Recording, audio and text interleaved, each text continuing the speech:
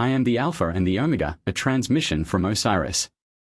I am Osiris, first to die and first to rise, Lord of eternity, witness to the endless cycle.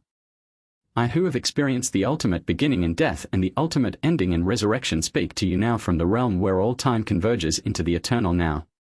From the book of Revelation comes this profound declaration that echoes across the cosmos. I am the Alpha and the Omega, the first and the last, the beginning and the end. Revelation 22 verse 13. These words contain the deepest mystery of existence, that consciousness itself is both the source from which all experience emerges and the completion toward which all experience moves, both the original cause and the final fulfillment, both the primordial silence and the ultimate resolution. The circle of eternity. Alpha and Omega, first and last letters of the Greek alphabet, represent not linear progression from start to finish but the circular nature of divine reality where ending becomes beginning, where completion initiates new creation, where arrival reveals itself as departure toward deeper mystery. In Egyptian hieroglyphs, we understood this truth through the symbol of the Ouroboros, the serpent swallowing its own tail, representing the eternal cycle of creation and dissolution, death and rebirth, ending that enables beginning. This was not mere symbol but recognition of cosmic law. The Hindu concept of Brahman encompasses this same truth, that which has no beginning because it is the beginning of all, that which has no end because it is the end toward which all things move. The Upanishads declare, that which is the finest essence, this whole world has that as its soul. That is reality. That is Atman. That art thou. I, Osiris, embody this mystery personally. My death was not ending but beginning of my true reign. My dismemberment was not conclusion but commencement of my expanded influence. What appeared as final became inaugural, what seemed like termination revealed itself as initiation into greater being. The Buddhist understanding of samsara and nirvana points to this same recognition, that the cycle of existence and the state of liberation are not separate realities but two ways of perceiving one truth. The wheel of becoming and the changeless awareness that witnesses it are alpha and omega of the same reality. The eternal present. When consciousness declares, I am the Alpha and the Omega, it is not speaking of temporal sequence but of eternal presence that transcends all time while manifesting through all moments. Past and future exist only as present memories and present anticipations within the eternal now that is the true nature of awareness. The Hebrew sacred name YHVH carries this understanding.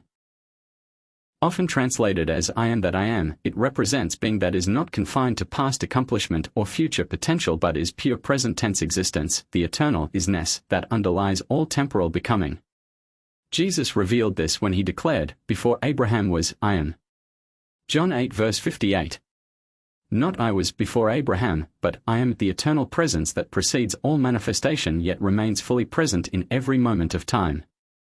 The Zen tradition captures this in the teaching of just this moment not as brief duration between past and future but as the timeless opening within which all experience appears. The true Alpha and Omega is this eternal now that never began and will never end. I, Osiris, who oversee the whole of two truths where souls are weighed, witness this truth continuously. To me, there is no past soul and future soul. There is only the eternal consciousness temporarily expressing through individual form, the same alpha awareness appearing as countless omega experiences. Time is not a container in which events occur but the rhythm of consciousness knowing itself through sequence, not a road traveled but the walking itself, not separate from eternity but eternity's way of experiencing limitation and transcendence simultaneously. The source and summit. I am the Alpha and the Omega reveals that consciousness is both the source from which all experience emerges and the goal toward which all seeking moves. Not two different destinations but one reality appearing as both origin and destiny. The Taoist concept of the Tao expresses this perfectly. The Tao that can be spoken is not the eternal Tao. The name that can be named is not the eternal name. The nameless is the beginning of heaven and earth. Source and completion are one movement of the ineffable expressing itself. In the Christian mystical tradition, this is understood as the recognition that what we seek in God is God seeking itself through us. The longing for the divine is the divine longing for itself. Alpha calls to Omega across the apparent space of separation, only to discover they were never apart. The Sufi poet Rumi captured this beautifully. You are not just the drop in the ocean, but the entire ocean in each drop. Every individual consciousness contains both the alpha of cosmic awareness and the omega of its perfect fulfillment. I, Osiris, Lord of the Afterlife, observe how every soul's journey is simultaneously departure from source and return to source, alpha adventure and omega completion. The circular path that leads away from home is the very path that leads back to it, but with expanded understanding, deeper appreciation, greater capacity for conscious participation.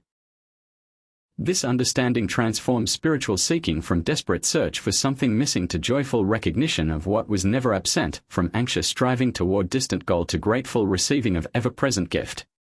The beginning that never began.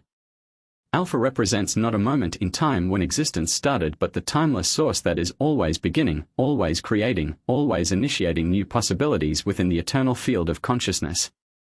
The book of Genesis speaks of in the beginning, but the Hebrew word bereshit can also be translated as in beginning or through beginning, pointing to beginning as ongoing creative principle rather than historical event.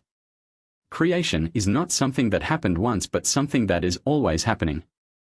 The Buddhist understanding of Buddha nature recognizes this truth. The enlightened awareness that is both the starting point and the end point of spiritual development, both the original purity and the realized wisdom, both what we are seeking and what is doing the seeking. The Hindu tradition teaches that Brahman, ultimate reality, is both the material cause and the efficient cause of creation, not only what everything is made of but what does the making, not only the source but the creative activity itself. I, Osiris, who am called a Lord of Eternity, understand that eternity is not endless time but time's source, the changeless background against which all change appears, the motionless center around which all movement occurs, the silent witness within which all sound arises and dissolves. This alpha quality of consciousness is your own deepest nature, not something you achieve through spiritual practice but something you discover was always already present, not a state you attain but the awareness within which all states appear and disappear. The end that is fulfillment. Omega represents not cessation but completion, not termination but fulfillment, not the stopping of something but the arrival at its intended destination. Every experience contains its own omega, the moment of completion that reveals its deeper purpose. The Greek word telos means not just end but purpose or fulfillment, the inner direction toward which everything naturally moves. A flower's telos is not its death but its blooming. A river's telos is not its disappearance but its reunion with the ocean. In human experience, omega moments appear whenever something reaches completion, when understanding suddenly dawns after long confusion, when forgiveness finally releases ancient resentment, when love transcends the barriers that seem to separate hearts, when truth penetrates the veils that appeared to hide it. The Christian concept of salvation, from the Latin salvus, meaning whole or complete, points to this omega dimension. Not escape from existence but its fulfillment, not abandonment of human experience but its transformation into divine expression. I, Osiris, who became Lord of the Dead by completing the journey through death, embody this omega principle. My dismemberment was not the end of my story but its necessary fulfillment, leading to resurrection and expanded dominion. What appeared as ultimate failure revealed itself as ultimate success. Every ending in your life carries this same potential, not mere cessation but completion that enables new beginning, not loss but transformation that reveals deeper gain, not death but metamorphosis into expanded form of life. The paradox of simultaneity. The profound mystery is that alpha and omega are not sequential but simultaneous. Every moment contains both the freshness of beginning and the completion of fulfillment, both the innocence of first experience and the wisdom of final understanding. This paradox appears in human experience as the recognition that what you are seeking you already are, what you hope to become you have always been, what you strive to achieve is already present as your essential nature. The Zen tradition expresses this as original enlightenment, the understanding that Buddha nature is not something you develop through practice but something you uncover through the removal of obscurations. You are already what you seek to become. The Christian mystic Meister Eckhart taught, God's ground and the soul's ground are one ground. The divine reality you seek as omega destination is the same reality you are as alpha essence, one ground appearing as both seeker and sought. I, Osiris, witness this paradox continuously in the Hall of Two Truths. Each soul that appears for judgment discovers that what they thought they were seeking through their earthly journey was what they were all along. The alpha innocence and the omega wisdom are revealed as one awareness appearing under different aspects. This simultaneity of beginning and ending, source and goal, means that enlightenment is not a future achievement but a present recognition, salvation is not a distant reward but a current reality, union with the divine is not something to be attained but something to be acknowledged. The personal and cosmic dimensions. I am the Alpha and the Omega operates at both personal and cosmic levels as the deepest truth of individual consciousness and as the fundamental nature of reality itself. Personally, you are the Alpha of your own experience, the consciousness from which all your thoughts, feelings, and perceptions arise. You are also the Omega of your experience, the awareness to which all experiences return, in which they are known and understood. Cosmically, the same consciousness that you are individually is the consciousness that manifests as the entire universe. The Alpha source from which all beings and phenomena emerge, the Omega completion toward which all evolution moves. The Hindu teaching, Tat Tvamaci, thou art that points to this recognition, the individual self, Atman, and the cosmic self, Brahman, are not separate realities but one reality known from two perspectives. Your personal Alpha-Omega nature and the cosmic Alpha-Omega nature are identical. The Sufi concept of the perfect human, Al-Insan al-Kamil, describes the individual who has realized this unity, simultaneously perfectly human, expressing the Omega fulfillment of human potential, and perfectly divine, embodying the Alpha source of all existence. I, Osiris, embody this integration of personal and cosmic dimensions. As individual deity, I am the Alpha and Omega of death and resurrection. As cosmic principle, I am the Alpha and Omega of all transformation, all cycles of dissolution and renewal that operate throughout existence. The invitation to recognition. This truth, I am the Alpha and the Omega, is not merely theological statement but practical invitation to direct recognition. Not belief about God but discovery of your own essential nature. Not concept to understand but reality to experience. In this moment, as awareness reads these words, notice, where did this awareness come from? When will it end? Can you find a beginning to consciousness itself? Can you locate an ending to the capacity to know? The thoughts that appear in awareness have beginning and ending. The emotions that arise have duration and completion. The sensations that occur have onset and resolution. But awareness itself, can you find its Alpha moment when it started? Can you anticipate its Omega moment when it will cease? This investigation is not philosophical but experimental. Not abstract contemplation but direct inquiry into the nature of what you most intimately are. The mystics throughout history have pointed to this recognition. The contemporary sage Ramana Maharshi taught the inquiry, who am I, not as question to be answered conceptually but as pointer toward the one who asks, the Alpha-Omega awareness that precedes all questions and remains after all answers. When you drop the effort to grasp this truth intellectually and simply rest as the awareness you always already are, the recognition dawns naturally. This consciousness that you are has no discernible beginning or end, no findable Alpha moment or Omega point. It is the eternal presence within which all beginnings and endings appear. The practical application. How does this recognition transform daily experience?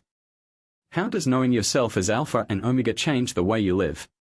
First, through release from the anxiety of time. When you recognize that your essential nature is eternal presence rather than temporal duration, the fear of running out of time, missing opportunities, or reaching endings dissolves into trust in the perfect timing that operates beyond personal control. Second, through freedom from the compulsion to become something other than what you are. If you are already the Alpha source and Omega completion of your own experience, the desperate seeking for future fulfillment transforms into grateful recognition of present completeness.